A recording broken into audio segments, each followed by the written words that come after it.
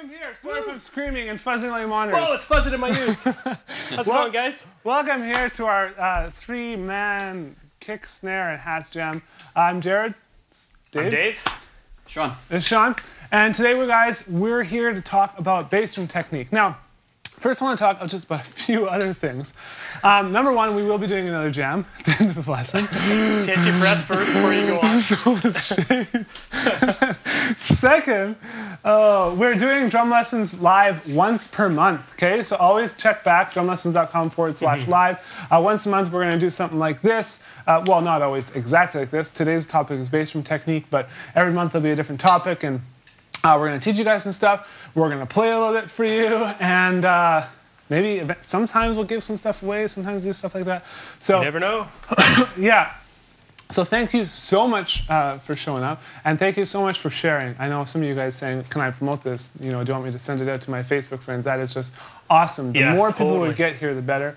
The more people that watch these videos, the more of them we'll do. So please promote, promote, promote, send it out, and share with all your friends on Twitter, YouTube, Facebook, right? You're Social media. You're a big Twitter, Sean.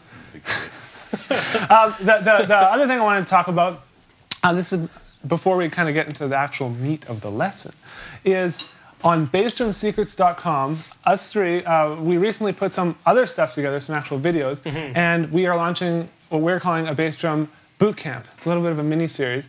You can do it now if you want to open up another window, but go to bassdrumsecrets.com, and there's a little video of me there, acting all professional and asking you guys to sign up for more info. But just go to bassdrumsecrets.com, sign up. Honestly, you will not be disappointed. No, it's really cool. The first video that you get is a very, very interesting video that I guarantee you have never seen anything like it. You'll get a good laugh out of it, that's for sure. Yeah. It's like a 10-minute video, but it's a lesson, so you're gonna hopefully learn something. But okay, the second thing I want to talk about. Let me just get to my notes here. Good old. Oh yeah, the second thing I want to talk about. Sorry, you had something to say? No, go ahead. Okay, wherever you're watching this video, you guys, wherever you're watching it. There's probably somewhere below. Right now, there's if you're watching it live, there's a little Facebook commenting system below. I want you to answer this question, and that is, what are your biggest struggles with bass drum technique? Okay, so if you're watching this a year from the time we actually filmed it, and you're on YouTube, type in the biggest struggles of your bass drum technique. I read all those comments. These guys are going to read all those comments too, and so we'd absolutely love to hear what you're struggling with and what we can help you with, because that's what we're here to do. That's why we do these lessons. These lessons are all for you guys. Jared, you got the worst jokes today. I always have the worst jokes, dude. Yeah. I'm the worst. I'm the worst joker. So today, here's what's on the agenda. Leave it to Dave. Bowl in a china shop.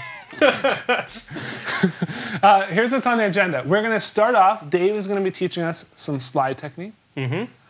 Second, Sean is going to be teaching us some flat foot.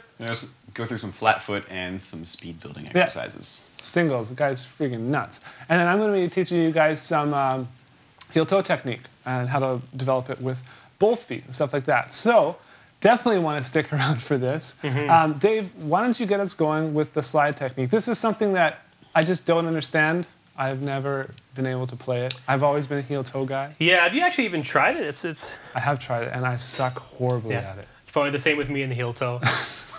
It's funny, I tried doing the heel-toe and I just can't do it, just like Jared tries doing the slide. His pedal fell apart earlier. I tried doing heel-toe and my pedal actually fell apart. It's like it does not like heel-toe. So that's why I teach the slide technique.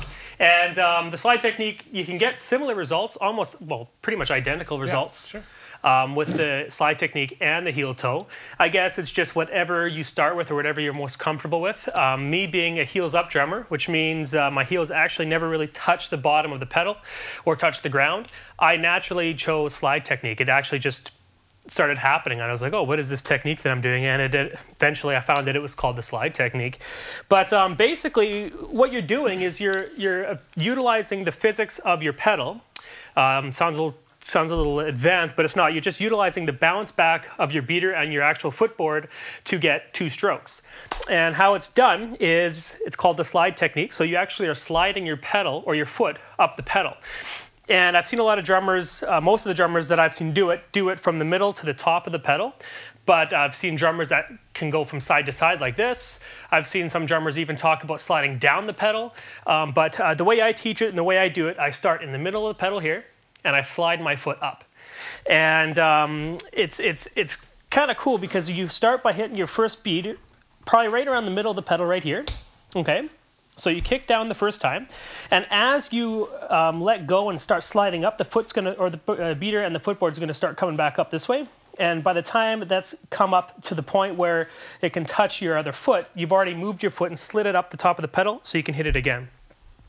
So let me explain that again for you here. First stroke, right around the middle of the pedal here. Then you slide your foot up to get a second stroke. I did two there accidentally. Okay, another thing I'm going to quickly point out is I'm not just sliding my foot. A lot of people think that all they need to do is slide their foot, like almost like they're kicking a ball, like just moving their whole leg up. That's not all you have to do. And the way I do it is I actually push my toes down a little bit once I get to the end. So the first kick, I kick down with my toes here in the middle, and then as I'm sliding, I lift my feet up and kick again once I've slid up to the top of the pedal. Let me show you what it looks like fast so you kind of get an idea of what I'm talking about here.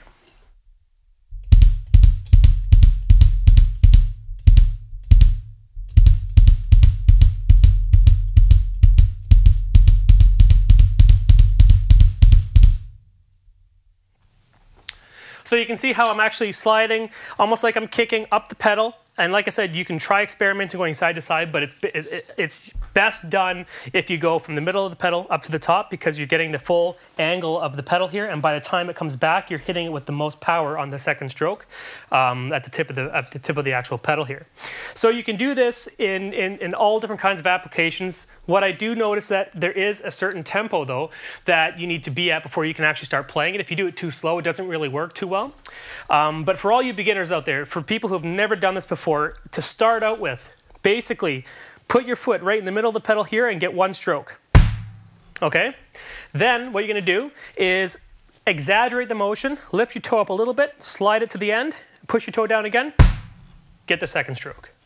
Do this, exaggerate those motions, do them really slow if you have to. It might look like this when you're starting.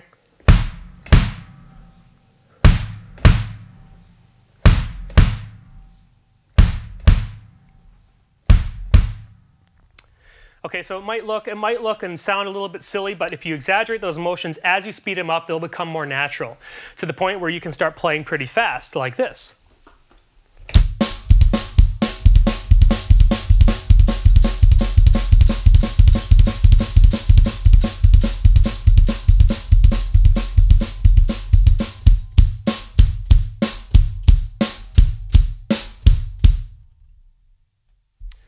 One sec. Are we off air?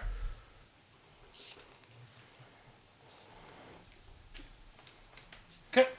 Cool. So I'll continue here. So when you're playing this exercise, you might ask, okay, now that I've got the motions down, what is a great exercise to develop your speed and develop that feel? And there's an exercise that I've used, actually Jared showed it to me a long time back, and it is a triplet exercise. It's almost like a gallop, and you're going to be playing your quarter notes, or if you're doing eighth note triplets, your eighth notes on here, on your hi-hats, and then you're going to fill in the rest with your bass drum. So it'll be 1 triplet, 2 triplet, 3 triplet, and so forth. You can add a snare in to make it sound like a beat, but here's that exercise. I'm going to show you how you can really start working just on your speed and control with your slide technique. Here we go.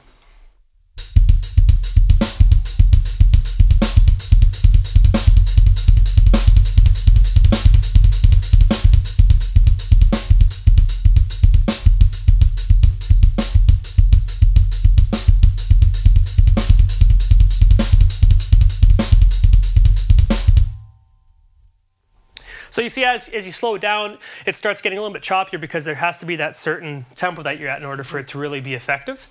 Yeah. So basically, that's the slide technique. Hopefully, I did a good job explaining it to you. It's fairly easy once you start getting those motions down. And if you guys are a heels up player, if you notice when you sit at the drums, you like to play like this. If you want to go down to my feet there, you can see. If you like to play the drums like this and get a lot of power in there, then the slide technique might just be for you. So definitely give it a try. I mean, you might just find that it's a pretty sweet exercise or a pretty sweet technique. And so how long do you think it took you to develop? Like, I know a lot of people when I ask that question, they're like, bass drum speed, bass drum speed. Yeah. They want to know bass drum speed. Yeah. And so is it something that you learned and then within a week you're able to play it like that, or did it take you longer than that? Of course not. No, it's just like a lot of techniques, whether it's your single stroke roll, double stroke roll, or whatever on your sticks, it does take time to develop the speed. What you will notice though is it'll take a while for you to start developing that feel, but once you get that feel, once you start understanding how you can utilize the actual motions of this bass drum pedal to get faster speeds, you'll notice that you'll spike up and all of a sudden you'll be able to play really fast doubles. But it does take a lot of time to be able to get the control down where you can play it in certain tempos, because a lot of people, they can play it either really fast or they can't play it at all. So in order to be able to develop that control where you can speed it up and slow it down, so it does take time to learn, especially if you're going to try it on your left foot too, which is do the same exercises just for your left foot.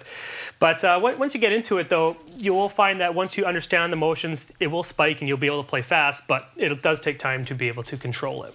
Yeah. If that makes sense. Cool. And now you